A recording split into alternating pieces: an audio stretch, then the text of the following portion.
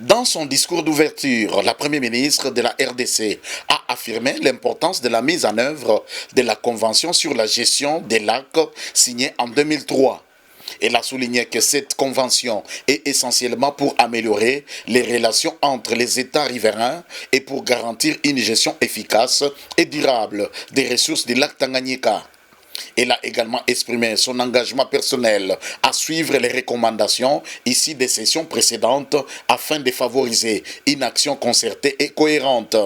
La durée de la mise en œuvre de la Convention sur la gestion durable du lac Tanganyika, signée le 12 juin 2003 par les 4 États contractants riverains du lac Tanganyika, correspond en fait à la vie de toute une génération.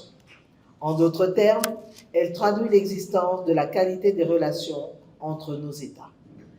Sur ces entrefaites, il y a lieu de nous féliciter du climat serein de respect, d'entente et de compréhension réciproque qui prévaut dans les relations entre nos 4 États, climat qui reflète notre engagement pour la promotion de la paix dans la région.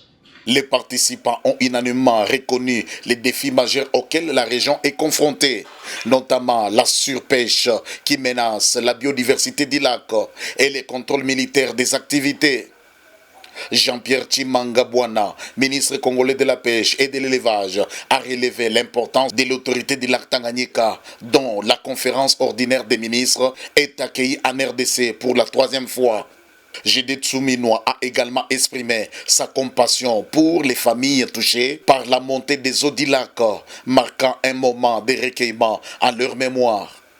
Elle a désormais appelé les partenaires techniques à redoubler d'efforts pour s'engager envers la résolution des problèmes humanitaires liés à la gestion du lac. Cette conférence s'affirme donc comme un moment important pour définir des stratégies qui assureront la sécurité alimentaire et nutritionnelle dans la région, tout en préservant l'écosystème vital du lac Tanganyika. Rappelons que la gestion durable et responsable de l'écosystème constitue le 6e pilier du programme d'action du gouvernement souminois. Ministre de l'Environnement, de l'Agriculture et de l'Élevage de la République du Burundi, ici représenté, Messieurs les ambassadeurs, Monsieur le gouverneur de la province de Tanganyika en République démocratique du Congo, chers partenaires au développement, distingués invités, Mesdames et Messieurs de la presse et médias, Mesdames et Messieurs, bonjour, good morning, jambo wetu, mbeto, mbote. Je voudrais avant tout exprimer ma joie et ma gratitude d'avoir été associé aux travaux de la 12e session ordinaire de la conférence des ministres de l'autorité du lac Tanganyika qui se tiennent pour la 3e fois de son histoire en République démocratique du Congo. À cette occasion, je vous transmets les très vives et chaleureuses salutations du président de la République démocratique du Congo, chef de l'État, Son Excellence, M. Félix-Antoine Tshisekedi Tshilombo. Il m'a chargé de vous informer qu'il aurait souhaité rehausser personnellement de sa présence ces assises auxquelles il accorde une importance particulière. Je profite de l'occasion pour adresser mes remerciements aux chefs d'État des pays riverains du lac Tanganyika, à savoir les républiques sœurs du Burundi, de la Tanzanie et de la Zambie.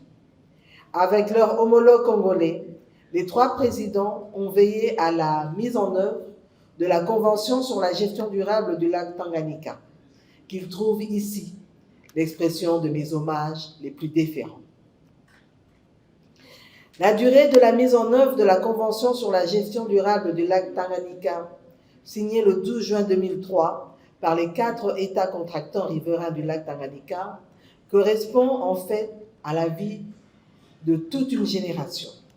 En d'autres termes, elle traduit l'existence de la qualité des relations entre nos États.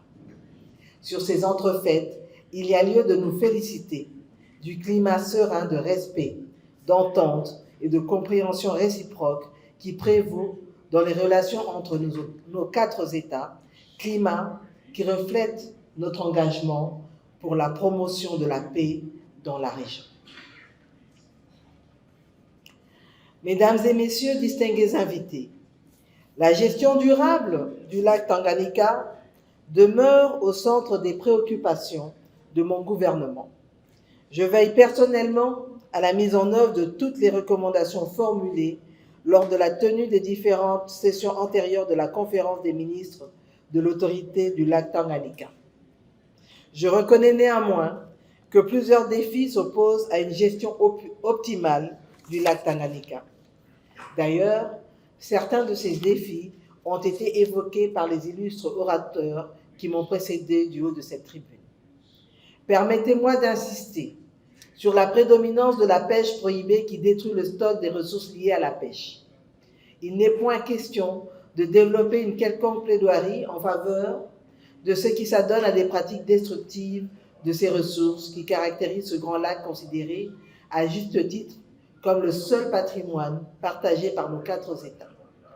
Bien au contraire, j'encourage la mise en œuvre sans faille de la charte régionale des États membres de l'autorité du lac Tanganyika portant mesure de gestion durable de la pêche dans ce lac et son bassin. En même temps, je condamne avec véhémence le contrôle des navires effectués par les marins militaires des embarcations de pêche en activité sur le lac Tanganyika. En outre, au regard des enjeux socio-économiques, politiques et sécuritaires qui découlent de l'existence du lac Tanganyika, il y a une nécessité urgente de mener des réflexions pertinentes qui sous-tendent une gestion de précaution de ce grand patrimoine.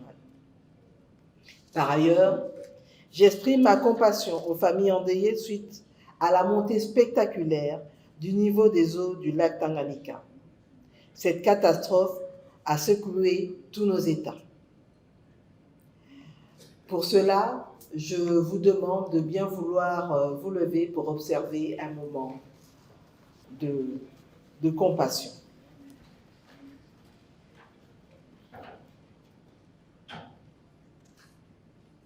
Je vous remercie. Mesdames et messieurs, distingués invités, la 3e session extraordinaire de la conférence des ministres de l'autorité du lac Tanganyika, qui s'est tenue à Dar es Salaam, en République unie de la Tanzanie, a déjà réfléchi sur les mécanismes à mettre en place pour endiguer à l'avenir une éventuelle calamité de ce genre. Il est de bon aloi que les résolutions issues de cette conférence des ministres soient mises en œuvre sans délai. C'est ici l'occasion pour les partenaires techniques et financiers de l'autorité du lac Tanganyika de s'engager davantage pour trouver des solutions idoines à ce phénomène qui a été à la base des problèmes humanitaires déplorables. Avant de clore mon propos, je souhaite, au-delà de toutes les résolutions qui seront prises par la 12e session ordinaire de la conférence des ministres de l'autorité du lac Tanganyika, que les présentes assises formulent une recommandation claire pour la tenue d'un sommet des chefs d'État des 4 pays riverains du lac Tanganyika pour qu'en vertu de leurs prérogatives, ils déclenchent des actions appropriées pour le développement de leurs États respectifs. Sur ces mots, je déclare ouverte la 12e session ordinaire de la conférence des ministres de l'autorité du lac Tanganyika, ALT en sigle. Je vous remercie. Accent Pissa.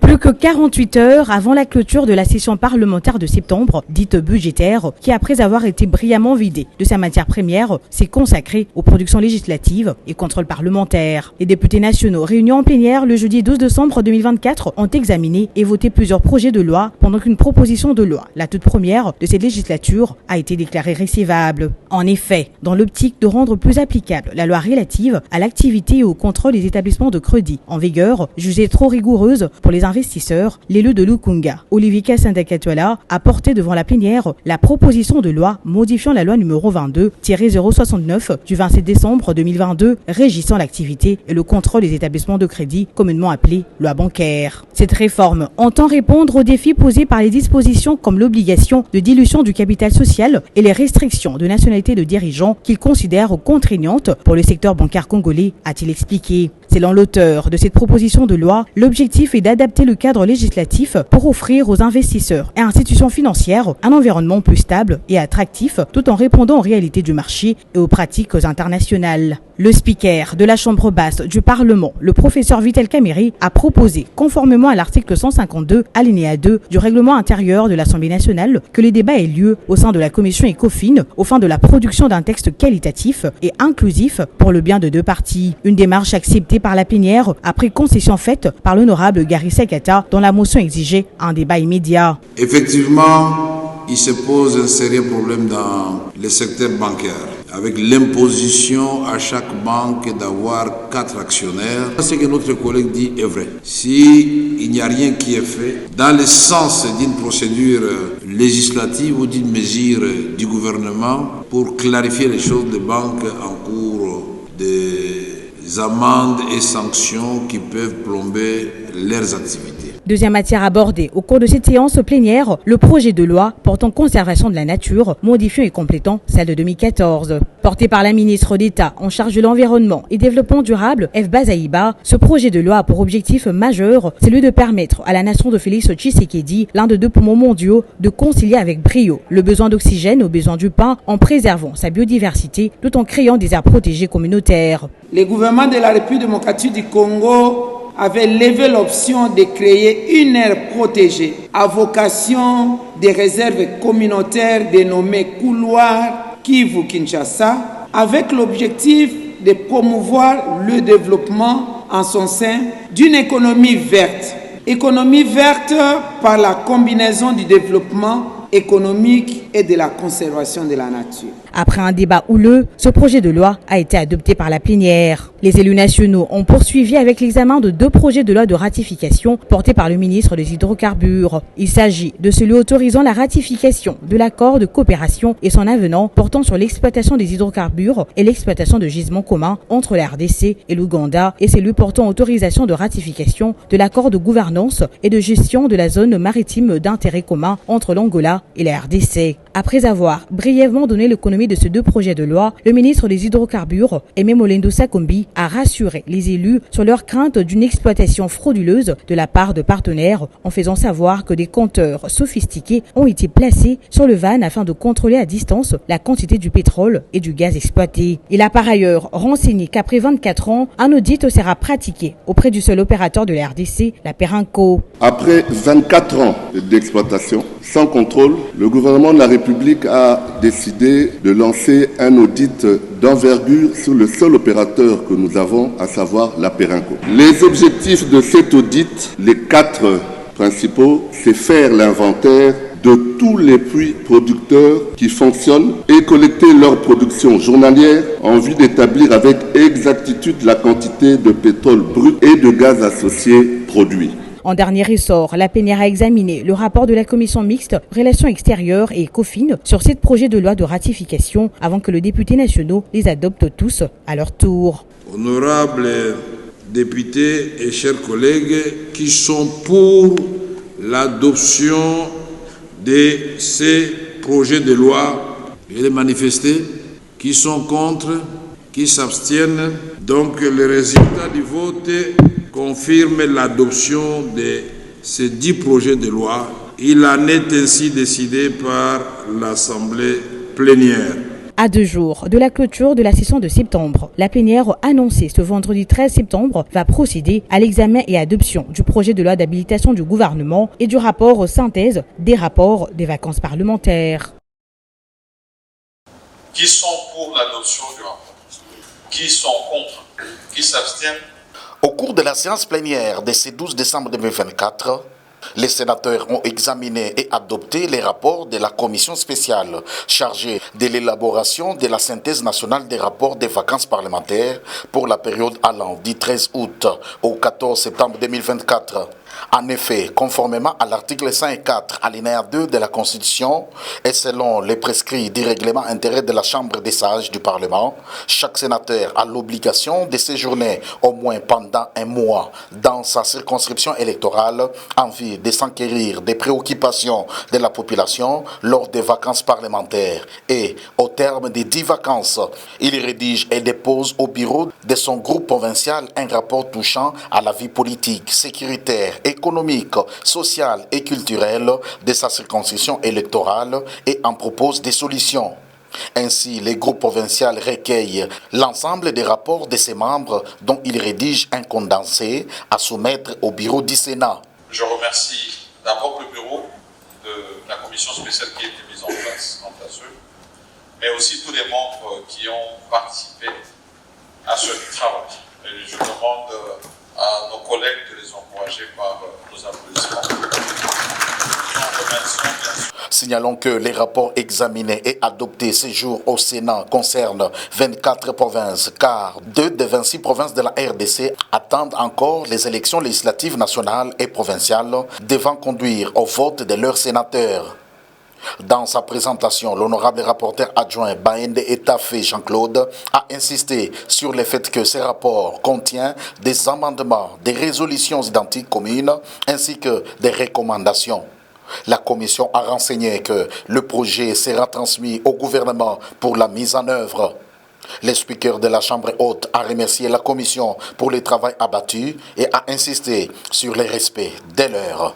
Rejoignons de ces faits le mouvement des grèves générales en soutien aux efforts de ceux qui nous représentent aux négociations avec le gouvernement. 3. Par la présente déclaration, nous invitons le RAPICO et tous les syndicats homologues à ne plus considérer le professeur Numbi Kanyepa comme représentant légal de l'association des professeurs de l'université de Lubumbashi. Et de ce fait, nous mettons en place, séance tenante, un comité de crise chargé d'organiser une assemblée générale dès le retour de la grève afin d'avoir un comité qui représenterait les professeurs de l'université de Lubumbashi. Fait à Lubumbashi le 13 décembre 2024, dans l'unité, le bien collectif, nous croyons à notre honneur. J'ai dit. Nous allons devoir. Le commissariat provincial de la police intensifie la traque de bandits urbains. Juste après le discours du président de la République Félix Tshisekedi à la nation, le vice-premier ministre, ministre de l'Intérieur, maître Jacquemin Chabani, a instruit à la police nationale congolaise d'intensifier la lutte contre la criminalité urbaine en procédant au lancement de la deuxième étape de l'opération Ndobo ce mercredi.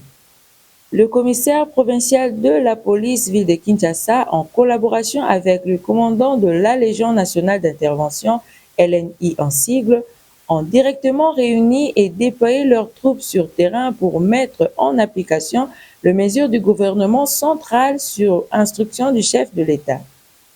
Tout est parti du stade de Martyr où le commissaire divisionnaire adjoint Blaise Kilimbalimba, commandant de la police ville de Kinshasa, a donné les instructions claires.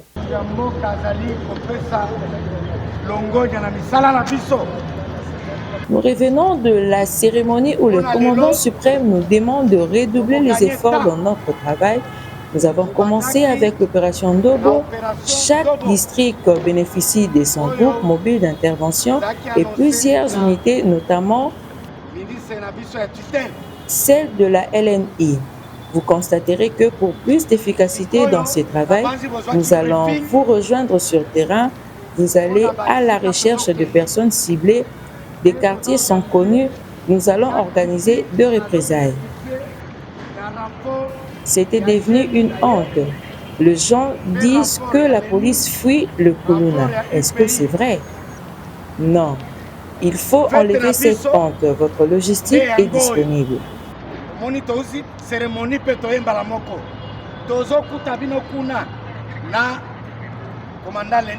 L'intensification de l'opération Ndobo qui vise à traquer et maîtriser les bandits urbains dans la capitale congolaise intervient alors que le présumé criminel arrêté lors de la première étape sont en train de répondre de leurs actes dans différentes cours militaires civiles à travers la ville.